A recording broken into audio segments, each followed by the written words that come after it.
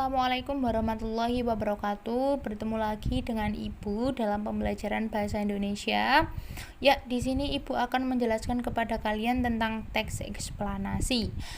Terlebih dahulu Ibu memperkenalkan diri. Perkenalkan, nama Ibu Dela Edawati Namadias dengan NIM 1866039. Baik, di sini kompetensi dasar KD dan indikator pencapaian kompetensi atau IPK. Yang pertama, menganalisis struktur dan kebahasaan teks eksplanasi, memproduksi teks eksplanasi dengan memperhatikan struktur dan kebahasaan.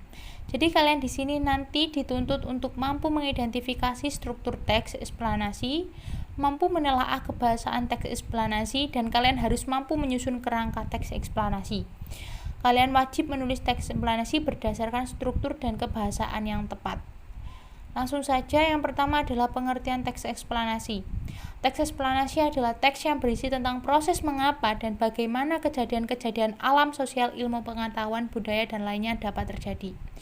Jadi suatu kejadian, baik itu kejadian alam maupun kejadian sosial yang terjadi di sekitar kita, selalu memiliki hubungan sebab, akibat, dan proses. Selanjutnya adalah ciri-ciri teks eksplanasi. Yang pertama adalah informasi yang dimuat itu berdasarkan fakta faktual. Hal yang dibahas yaitu suatu fenomena yang bersifat keilmuan atau berhubungan dengan ilmu pengetahuan. Sifat informatif dan tidak berusaha mempengaruhi pembaca untuk percaya terhadap hal yang dibahas. Selalu menggunakan kata penanda urutan dan fokus pada umum generik, bukan partisipan manusia. Contoh, tsunami, banjir, gempa bumi, hujan, dan lainnya. Selanjutnya adalah struktur teks eksplanasi. Di sini ada 3 struktur teks eksplanasi. Yang pertama, pernyataan umum, interpretasi, urutan sebab dan akibat. Itu yang pertama Ibu akan menjelaskan secara detail. Yang pertama adalah pernyataan umum.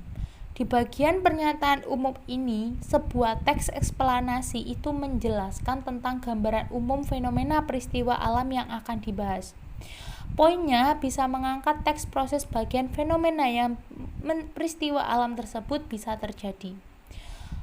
Yang kedua adalah urutan sebab akibat. Setelah mengetahui secara umum fenomena yang dibahas tadi, pada bagian ini itu dijelaskan tentang penyebab dan akibat yang ditimbulkan dari fenomena tersebut. Jadi kalian di sini itu bisa melakukan deskripsi dalam beberapa paragraf terkait sebab dan akibatnya. Bagian ini disebut juga dengan deretan penjelas. Selanjutnya adalah interpretasi. Interpretasi dalam teks eksplanasi dapat dikatakan sebagai penarikan kesimpulan. Kalian di sini bisa memberikan tanggapan atau pernyataan terkait fenomena yang diangkat dalam suatu teks tersebut. Berikutnya, kaidah kebahasaan teks eksplanasi. Adapun dalam teks eksplanasi perlu memperhatikan kaidah kebahasaan berikut. Yang pertama, menggunakan kalimat pasif, menggunakan konjungsif kasual dan waktu, menggunakan istilah ilmiah, menggunakan kata kerja, material dan rasional, dan bersifat informatif. Ibu mempunyai contoh di sini, contoh teks eksplanasi, yaitu yang pertama, Ibu mempunyai contoh banjir. Mendengar kata banjir memang sudah tidak asing lagi terdengar di telinga kita. Banjir adalah fenomena alam yang bersumber dari curah hujan dengan intensitas tinggi dan durasi lama pada daerah aliran sungai. Banjir terjadi karena sebab alam dan tindakan manusia. Jadi di situ terdapat contoh banjir. Nah, di sini itu kalian harus menemukan sebab akibatnya dan kesimpulannya itu seperti apa. Kembali lagi ke struktur.